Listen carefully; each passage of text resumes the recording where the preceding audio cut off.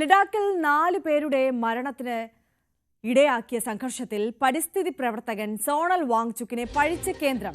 വാങ്ചുക്കിന്റെ പ്രകോപനപരമായ പ്രസ്താവനകൾ ജനങ്ങളെ തെറ്റിദ്ധരിപ്പിച്ചതായും അതാണ് സംഘർഷത്തിലേക്ക് നയിച്ചതെന്നും കേന്ദ്ര ആഭ്യന്തര മന്ത്രാലയം അറിയിച്ചു.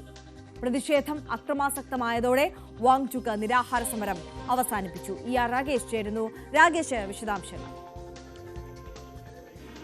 ആര്യ, കഴിഞ്ഞ കുറേ നാളുകളായി ലഡാക്ക് ജനതയുടെ ആവശ്യമാണ് പൂർണ്ണ സംസ്ഥാന പദവി, ഒപ്പം തന്നെ സ്വയംഭരണാവകാശം. അതുൾപ്പെടെ 4 ആവശ്യങ്ങളാണ് അവർ ഉന്നയിച്ചിരുന്നത്. നിരാഹാര സമരം പലപ്പോഴായി നടക്കുകയും ചെയ്തിട്ടുണ്ട്. ഏതായാലും സെപ്റ്റംബർ 10-നാണ് വീണ്ടും സോണൽ വാങ്ചുക്കും മറ്റു 2 പേരും നിരാഹാരം ആരംഭിച്ചത്. അതിന് പിന്നാലെ ഇന്നലെയാണ് അത് സംഘർഷത്തിലേക്ക് വഴിമാറിയത്. അതായത് ഈ നിരാഹാരം, വാങ്ചുക്കിനൊപ്പം നിരാഹാരം അനുഷ്ഠിച്ചിരുന്ന മറ്റു 2 പേർ അവരുടെ ആരോഗ്യനില വഷളായി. അതിനുശേഷം അവരെ ആശുപത്രിയിലേക്ക് മാറ്റുന്ന ഘട്ടത്തിലാണ് അത് വലിയ സംഘർഷത്തിലേക്ക് വഴിമാറിയത്. പ്രതിഷേധക്കാർ പിന്നീട് BJP ഓഫീസ് ആക്രമിക്കുന്ന, തീവെക്കുന്ന സാഹചര്യമുണ്ടായി. CRPFന്റെ വാഹനം കത്തിച്ചു. അങ്ങനെ സ്ഥിതി നിയന്ത്രണ വിധേയമല്ലാത്ത നിലയിലേക്ക് കാര്യങ്ങൾ പോയി. പോലീസ് വെടിവെച്ചു. 4 പേർ കൊല്ലപ്പെട്ടു എന്നിപ്പോൾ പോലീസ് സ്ഥിരീകരിച്ചിട്ടുണ്ട്. 70-ലധികം പേർക്ക് പരിക്കേൽക്കുകയും ചെയ്തിട്ടുണ്ട്. ഏതായാലും അതിനുശേഷമാണ് കേന്ദ്ര ആഭ്യന്തര മന്ത്രാലയത്തിന്റെ ഭാഗത്തു നിന്നൊരു പ്രതികരണം വന്നത്.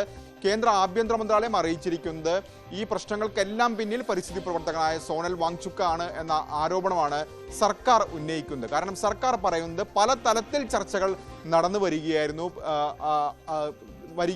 പ്രത്യേകിച്ച് ഒക്ടോബർ 6-ന് ചർച്ച നിശ്ചയിച്ചിട്ടുണ്ട്. അതല്ലാതെ അനൗപചാരിക ചർച്ചകളും പല വഴിക്ക് നടക്കുന്നുണ്ട്. ഇതിനിടയിൽ വാങ്ചുക്കിന്റെ ചില പരാമർശങ്ങൾ, പ്രത്യേകിച്ച് നേപ്പാളിലെ സമരവുമായി, ജൻസി പ്രക്ഷോഭവുമായി അതിനെ താരതമ്യം ചെയ്തു. അറബ് വസന്തവുമായി ഒക്കെ തന്നെ താരതമ്യം ചെയ്തു. ഇത് ഒക്കെ തന്നെ പ്രകോപനം സൃഷ്ടിച്ചു എന്നാണ് കേന്ദ്ര സർക്കാർ ചൂണ്ടിക്കാണിക്കുന്നത്. അതുകൊണ്ട് തന്നെ വാങ്ചുക്കാണ് ഇതിന് ഉത്തരവാദി എന്ന വാദത്തിൽ ഉറച്ചു നിൽക്കുകയാണ് കേന്ദ്ര ആഭ്യന്തര മന്ത്രാലയം. ഏതായാലും ഈ സംഘർഷം, പ്രതിഷേധം കൈവിട്ടു പോയതിനു പിന്നാലെ നിരാഹാര സമരം അവസാനിപ്പിക്കുന്നുവെന്ന് വാങ്ചുക്ക് വ്യക്തമാക്കുകയും ചെയ്തിരുന്നു. ഏതായാലും ഇപ്പോൾ പോലീസിന്റെ ഭാഗത്തുനിന്നും ഭരണകൂടത്തിന്റെ ഭാഗത്തുനിന്നും ഒക്കെ പ്രതികരണം വന്നിട്ടുള്ളത് നിലവിലെ സാഹചര്യമൊക്കെ തന്നെ നിയന്ത്രണ വിധേയമാണ് എന്നതാണ്. ആര്യ, രാകേഷാണ് വിശദാംശങ്ങളുമായി നമുക്കൊപ്പം നാഷണൽ ഡെസ്കിൽ നിന്ന് ചേർന്നത്.